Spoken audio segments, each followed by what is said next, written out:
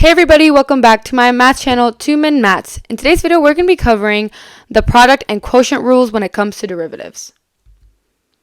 So first, we're going to be talking about the product rule, which states that to find the derivative of f of x times g of x, essentially you first have to find the derivative of f of x, so f prime of x times g of x plus f of x times g prime of x.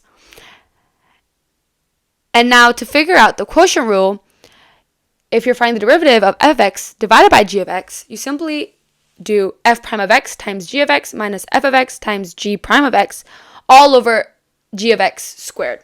Now let's try out some examples. Now let's say we have to differentiate the following functions.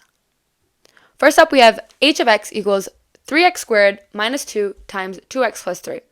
Now we would use the product rule in this case since these two functions are sort of being multiplied with each other. We can say that 3x squared minus 2 is f of x and 2x plus 3 is g of x, just to better understand it. Now we would first find the derivative of f of x, which is 6x. Due to the product rule, you bring the 2 down, and 2 times 3 is 6, so 6x times 2x plus 3, plus the derivative of g of x, which is 2, due to the product rule, times regular f of x, which is 3x squared minus 2. Or you can also distribute and then take the derivative, but we're doing the product rule, so we have to do it this way. And then to find h prime of 3, all you would simply do is plug in 3 in h prime of x, and you would get that the answer is 212. Now let's do a function that requires us to figure out the quotient rule. Now we can say the top is f of x and the bottom is g of x. And first we can, for easier understanding, just find the derivatives of both of these individual functions.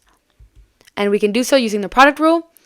And we get that h prime of x is f prime of x times g of x minus g prime of x times f of x all over gx squared. So hopefully this video kind of made sense to you. I recommend doing a lot of examples just to get that muscle memory of figuring out whether or not to use the quotient rule or the product rule and doing them pretty fast. I hope this video helped. Comment down below any other math topics you want me to review. Thank you.